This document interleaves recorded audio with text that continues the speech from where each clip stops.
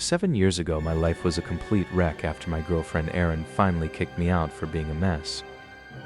I decided to go on a solo camping trip to the spot we used to visit, hoping she might show up for a reconciliation. Instead of Erin, a family I'll call the Johnsons showed up on the second morning and set up right next to my tent. I sat there defiantly munching on sausages, hoping my unwelcome presence would drive them away. It quickly became clear they were far from perfect, as the father constantly screamed at his children in a nasally voice. The kids were bizarre, hurling crude insults at each other that were far too inappropriate for their young age. To make matters weirder, the mother started sunbathing topless in the middle of the site, further stressing the father. I refused to move or be intimidated, enjoying the role of the unwanted spectator as the father's anger boiled over. At one point, the father yanked his son's arm so hard I thought it would break, but the boy just laughed and ran off. As a chill wind whipped up, I retreated into my tent, listening to the muffled screams of the family outside. I drifted into a heavy sleep, only to be awakened by a different, more terrifying tone of screaming. The mother was shrieking at her daughter, asking, "What did you do to him?" in a voice full of horror. I heard a violent crack followed by a slap, and I decided it was safer to stay hidden and call for help. The police told me I was outside their jurisdiction, and my slow internet made finding the park ranger's number impossible. Through the thin wall of my tent, I saw a bright orange glow that I knew wasn't the campfire. I slowly began to unzip my door, but then I saw the headlights of their 4x4 gunning directly toward me. I threw myself out of the path just as the massive vehicle churned up my tent and all my belongings. I watched in silence as the remaining members of the family barreled off into the darkness, leaving a trail of destruction. When the police finally arrived, I was dousing their smoldering tent with water bottles, convinced I had seen a body inside. I never found out if anyone died that night, but the experience made me grateful to be alive and strangely at peace with being single. Even now, I still have nightmares of those headlights charging at me through the blackness. The forest is a place of solitude, but sometimes that solitude is interrupted by the most broken parts of humanity. Screw the Johnsons and whatever crimes they committed that night in the woods. I learned that night that some people aren't just dysfunctional, they are truly dangerous. Erin was right to kick me out, but the universe had a very violent way of showing me what worse looks like. If you find yourself camping and a family like that pulls up, do not hesitate to leave. Therapy sessions always go back to the same as times. They didn't just want to leave, they wanted to erase everything that happened. They can't ever again. Stay away from the woods if you can't trust who's sleeping in the next tent over. The silence that follows a disaster is often louder than the screams themselves. I still wonder what that girl did to make her mother scream like that.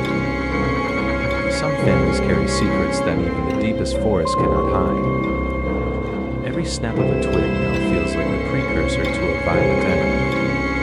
They conducted themselves like monsters while preaching about family values.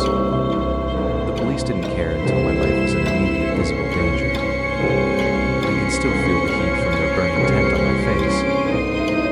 The 4x4 wasn't just a car, it was a weapon of pure malice. I guess Erin was right, I was a mess, but I wasn't a monster like them. If the woods could talk, they would tell stories of the Johnsons that would keep me home forever. The evening air grew heavy and cold as the sun dipped below the jagged tree line. I watched from my tent's mesh window as the Johnsons huddled around their flickering campfire. The father's voice cut through the silence like a jagged blade, his face twisted in a snarl. He was shrieking at his children again, threatening them with a violence that felt far too real. The mother sat motionless in her chair, a hollow stare fixed on the distant heavens. I retreated forward, sleeping back, trying to block out the sounds of the dysfunction. Suddenly, there was some scream shouting around the wide in the woods. It was the father's hand this time. It was genuine, primal terror. I heard the sound of heavy objects being overturned and the thud of a physical struggle.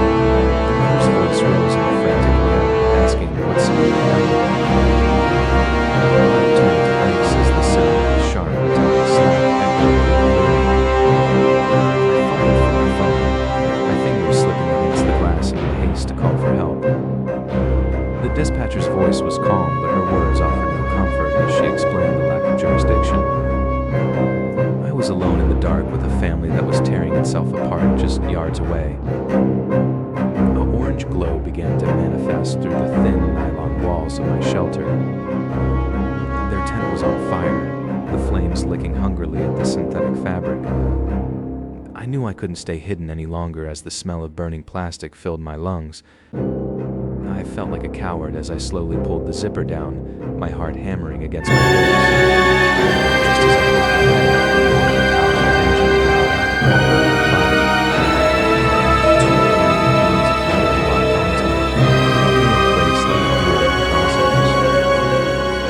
the 4x4 roared, tires spinning and throwing mud as it lurched directly toward my tent. I didn't think. I simply threw my body to the side, rolling over the hard-rooted ground. The sickening sound of my tent being flattened under the heavy wheels filled the air. I lay in the dirt, gasping for air as the vehicle's exhaust fumes choked me. I watched the red glow of the taillights disappear into the black maw of the forest trail.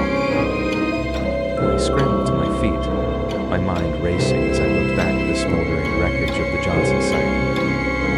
Grabbing my water bottles, I ran toward their burning tent, driven by a desperate need to help. I doused the edges of the fire with water and kicked the dirt off the melting nylon. As the smoke cleared, I thought I saw a dark, motionless shape within the ruined structure. My heart skipped a beat as I wondered if one of them had been left behind in the chaos. The air was thick with the smell of burnt hair and acrid chemical fumes. I reached out with a stick to move the debris, but found nothing but melted plastic and ash. The shape had been an illusion, a trick of the shadows and my own frayed nerves. I looked toward the forest road, fearing that the vehicle might return to finish the job.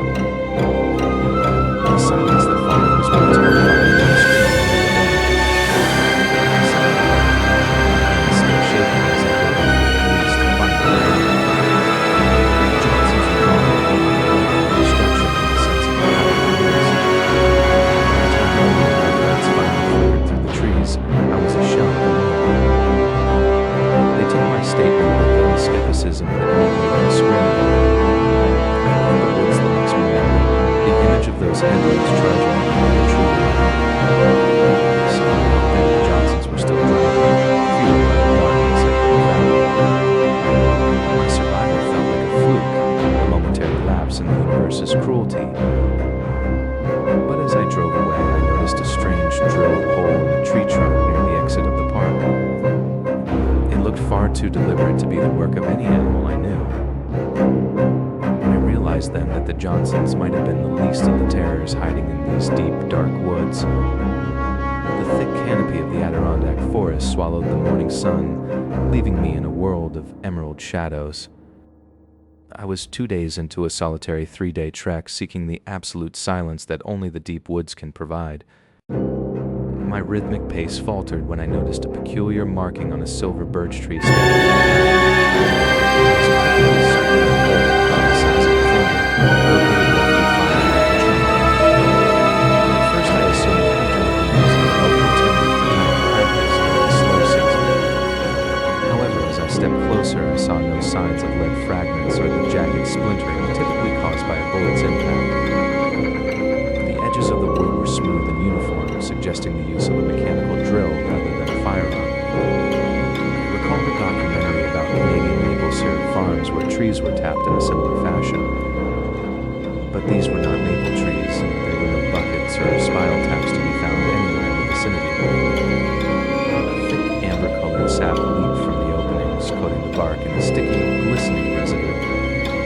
As I moved further into the valley, a heavy, sickly, sweet odor began to hang in the stagnant air.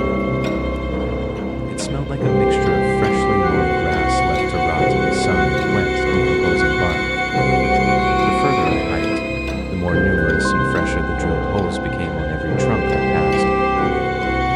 My internal alarm bells were ringing, but curiosity overrode my survival instincts as I pushed deeper into the grove. Against my better judgment, I reached out and touched a dollop of the fresh sap with my fingertip. I licked a tiny dab of the substance, and an overwhelming bitterness immediately coated my tongue. No rational human being would be tapping these trees for consumption, as as the flavor was absolutely vile. Suddenly, the scraping sound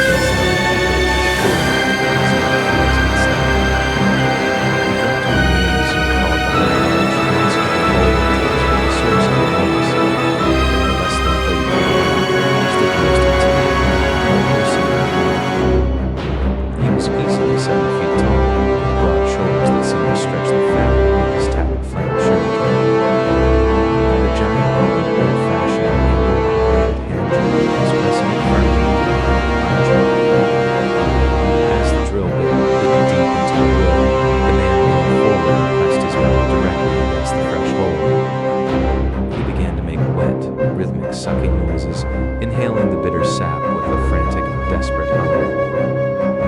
When he finally pulled away, he let out a guttural groan and smacked his lips with a sound that made my skin crawl.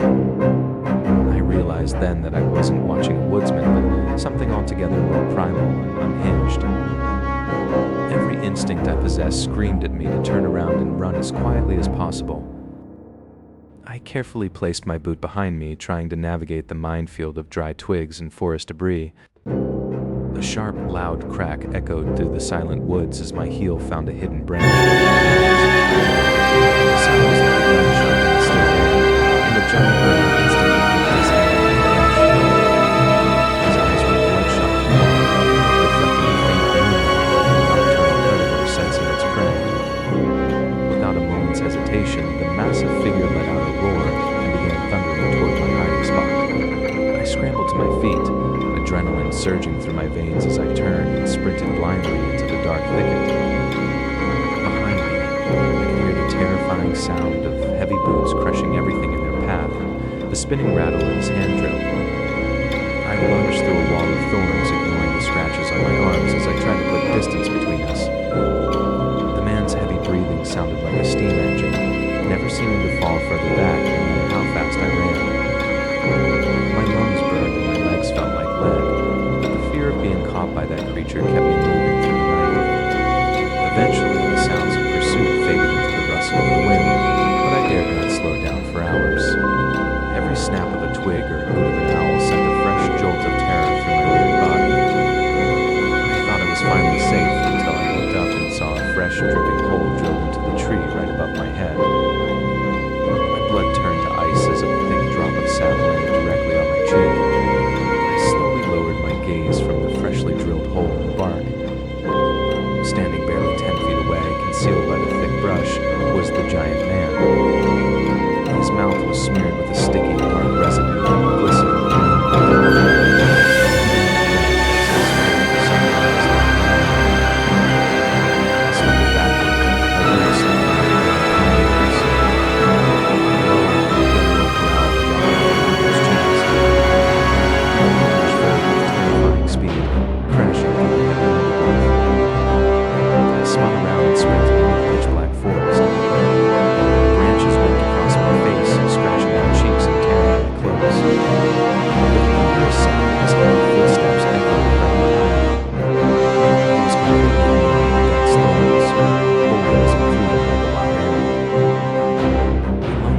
As I pushed myself faster than I had ever run in my life.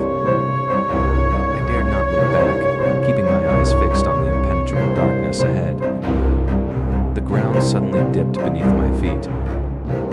I tumbled down a steep embankment, twisting my ankle sharply on a hidden root. I scrambled to my feet, ignoring the sharp jolt of pain shooting up my leg. I could hear him sliding down the same embankment, grunting with a heavy, wet sound. I threw my heavy backpack into the bushes to lighten my load. Without the extra weight, I darted behind a massive oak tree to break his line of sight.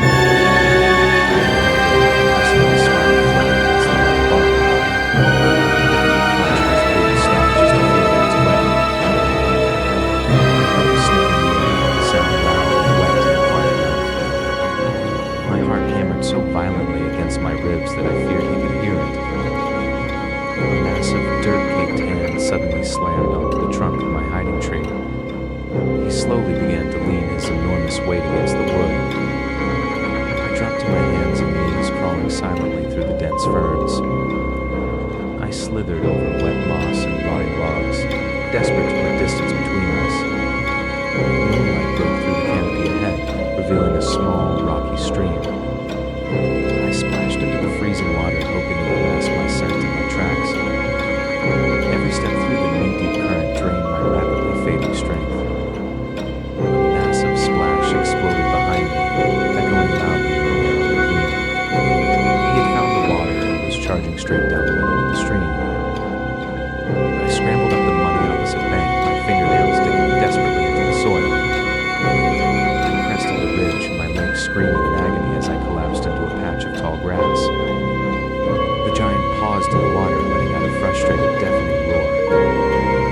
I dragged myself deeper into the brush, leaving a trail of disturbed foliage. My vision blurred as exhaustion finally began to overtake my adrenaline. The sounds of the splashing faded, replaced by an eerie, unnatural silence.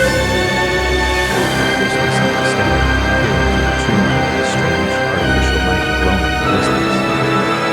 It was incredible, something entirely out of place in this deep darkness. I moved toward the zone of illumination, hoping for salvation, but fearing another trap.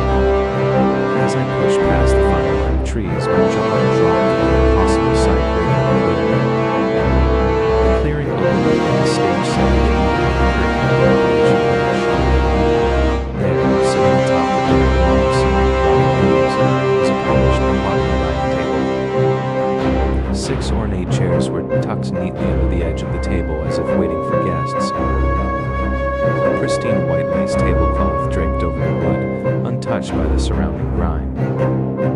I stood frozen at the edge of the trees, my mind refusing to process the domestic scene. Fine bone china plates were set at each place, shimmering under the pale moon. Silver forks and knives were laid out with mathematical precision beside every plate. No one was in sight, yet the scene felt like a trap waiting to be sprung. I slowly stepped forward, the sound of my boots on the leaves feeling like thunder. I smelled expensive perfume and the scent of burnt earth. I snapped loudly in the darkness beyond the far side of the room. I dove behind a large fallen log, pressing my chest into the cold mud. 2 heavy shapes emerged from the tree line, their boots thudding rhythmically. They were dressed in grimy hunting gear and carried long rifles slung over their shoulders. One of the men spat on the lace tablecloth, his expression unreadable in the dark. I held my breath, praying that the wind wouldn't shift and give me away. I can't leave him in the creek, the shorter man muttered, his voice raspy and low. The water is getting too low to hide a body that size, the taller one replied. My heart hammered against my ribs so hard I feared they could hear it.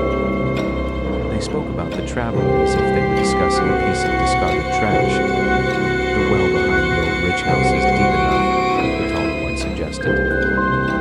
He mentioned how the lime would eat through the clothes and skin in a matter of weeks.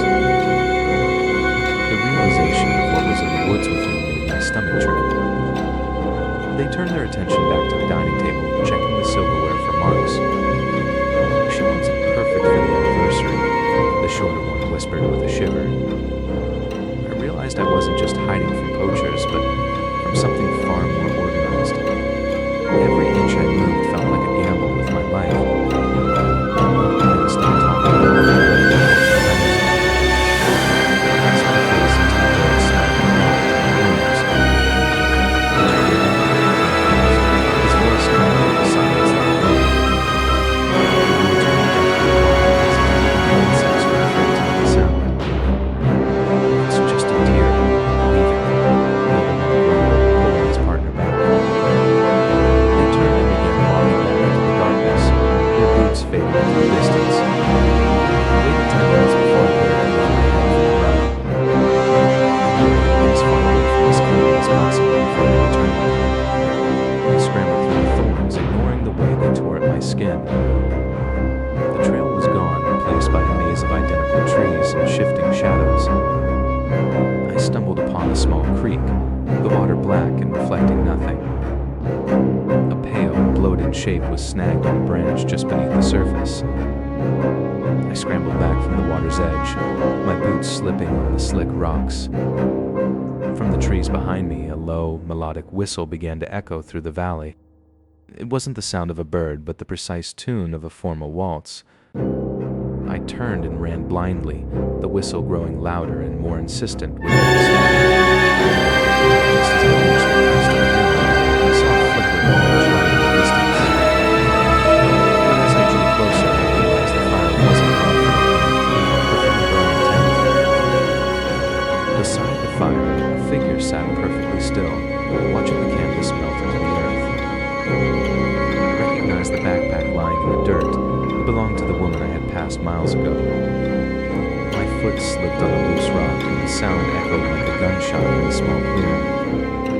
The figure by the fire began to turn her head slowly toward me, her eyes reflecting the flames. She wasn't a victim. She was holding a long, serrated blade that dripped with something dark. The image of the serrated blade from the mountain encounter haunted my dreams long after I retreated to the city outskirts. Living beneath the concrete ribs of the highway overpass felt safer than the deep, lawless woods for a while.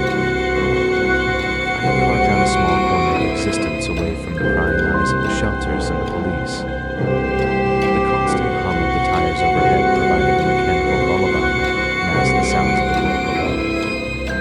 On this particular night, the air felt thick with a humidity that seemed to cling to the underside of the bridge like a shroud.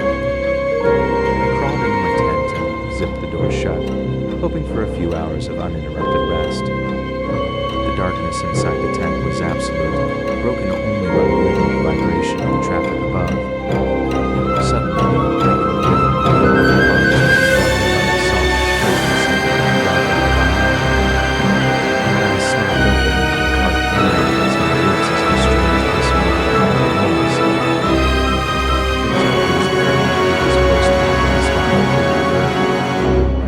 The shadow moved, perfectly still, as if the person outside was trying to sense my presence within the fabric walls. A sharp metallic screech ripped through the silence as a blade bit into the line of the tent ceiling. I scrambled back. The tent was too small for me to escape from the inside steel. The fabric gave way with a sickening pop, and the weight of the heavy body collapsed onto me. I could smell the stench of stale cigarettes and damp earth as he pressed his hand over my mouth. In the brief flash of a passing car's headlights, I saw his face was a map of jagged, silvery scars. He didn't say a word, only grunted with a primal effort as he tried to pin my shoulders to the gravel floor. I clawed at his eyes, my nails finding purchase in the rough skin of his neck. He hissed in rage and slammed his elbow into the side of my head, making my vision swim with white sparks. For a second, the world tilted, and the sound of the traffic overhead seemed to double in volume. From afar, I remembered the small canister of pepper spray I had taken to the wrist. My fingers found the trigger just as he lunged forward to grab my throat. A mist of orange liquid sprayed directly into his wide, predatory eyes. He let out a strangled roar of pain, clutching his face as he rolled off of me and onto the sharp stones. I didn't wait to see if he would recover, scrambling out from under the ruined tent fabric. My lungs burned as I ran toward the nearest embankment, my boots slipping on the loose dirt. I could hear him behind me, coughing and cursing with a voice that sounded like grinding glass. I reached the top and burst onto the sidewalk of a deserted industrial road. I looked back and saw him standing at the edge of the shadows, his scarred face illuminated by the moon. He didn't follow further, but the way he stared at me suggested this wasn't an end, but a beginning.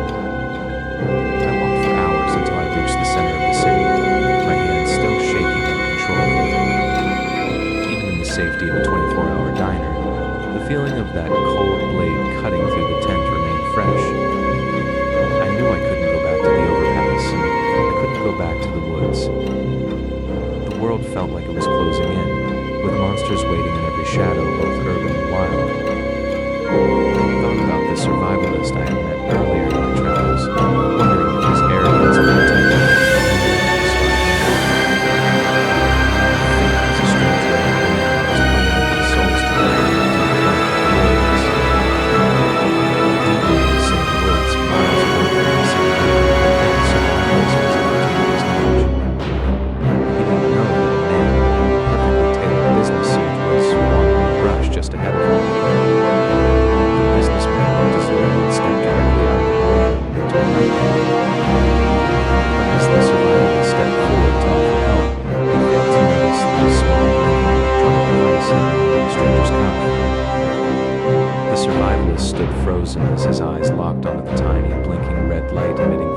stranger's sleeve.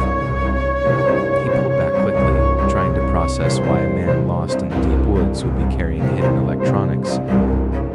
The man in the suit looked up, his expression a mask of perfect, vacant confusion. Shaking off the brief moment of unease, the survivalist adjusted the heavy straps of his tactical backpack. He asked the man once more to explain how he ended up 4 days away from the nearest road in an office outfit.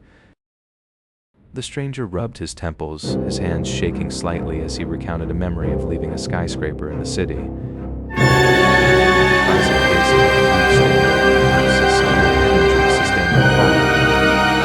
The survivalist decided he couldn't believe that helpless man could die in helpless, regardless of how weird the situation felt. He handed the stranger a bottle of filtered water, watching him drink with a desperate, animalistic intensity.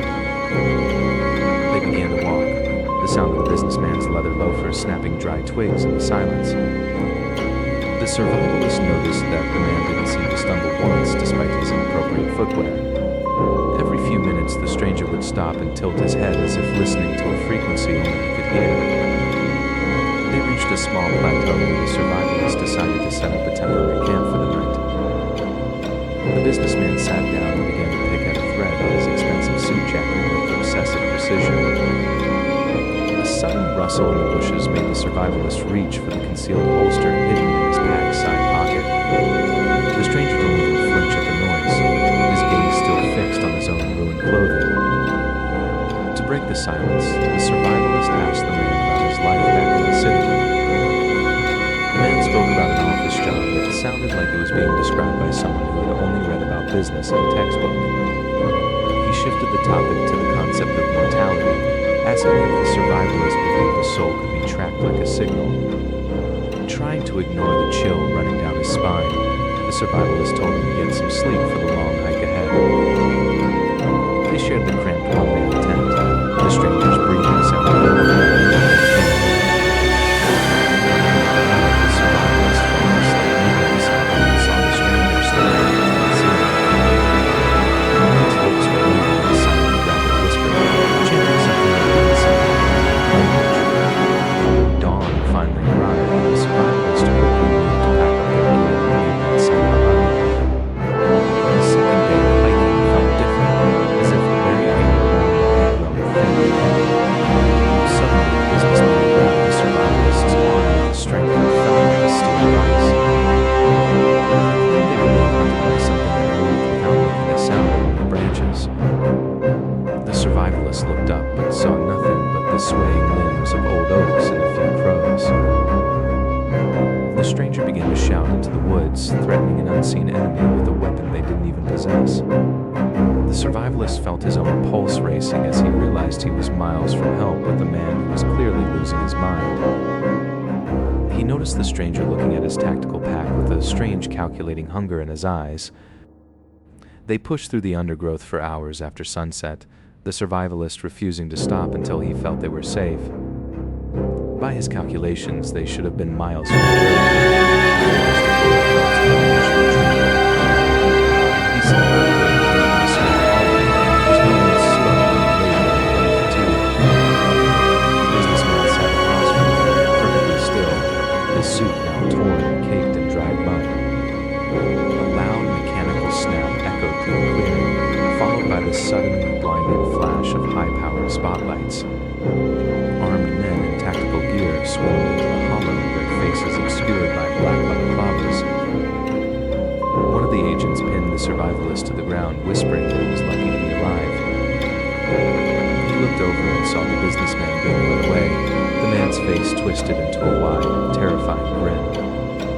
But as the survivalist reached for his pack, he felt the sickening emptiness where his pistol should have been. My fingers clawed through the empty fabric of the holster where my handgun should have been.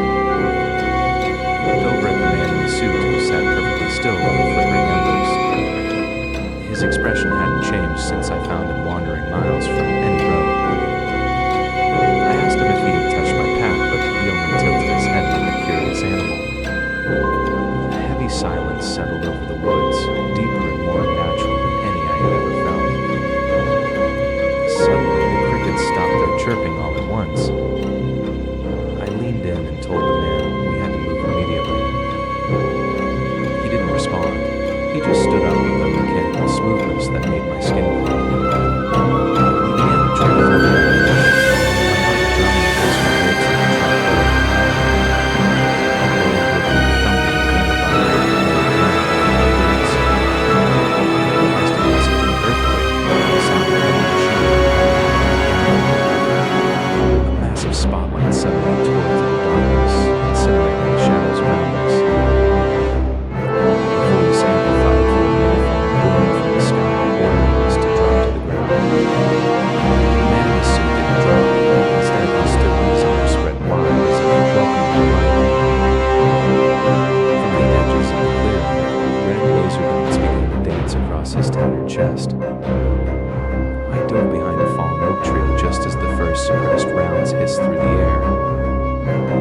figures in black tactical gear emerged from the tree line like wraiths made of smoke.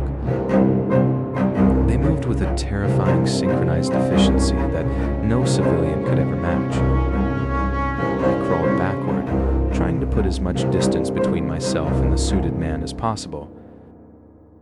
I saw the man in the suit get struck multiple times, but he didn't bleed or fall. He simply looked at the agents and began to emit a high-pitched electronic screech. The agents launched gas canisters that filled the room with bluish smoke.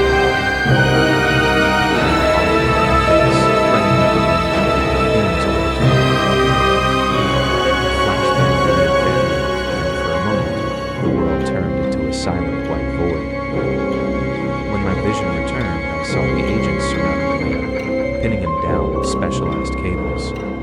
I felt a heavy boot press into the small of my back, slamming me back into the dirt.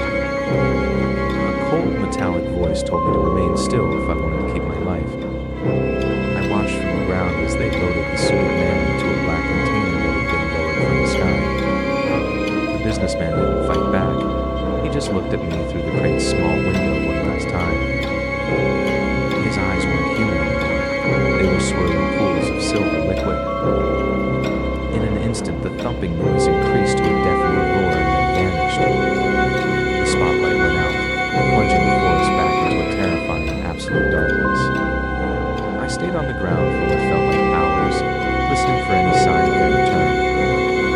When I finally stood up, my gun was lying exactly where I had first set my pack, as if it had never been moved. There were no footprints in the mud, no shell casings, and no sign of tactical units. I realized then that I had been a witness to something that wasn't meant for human eyes. I walked out of those woods and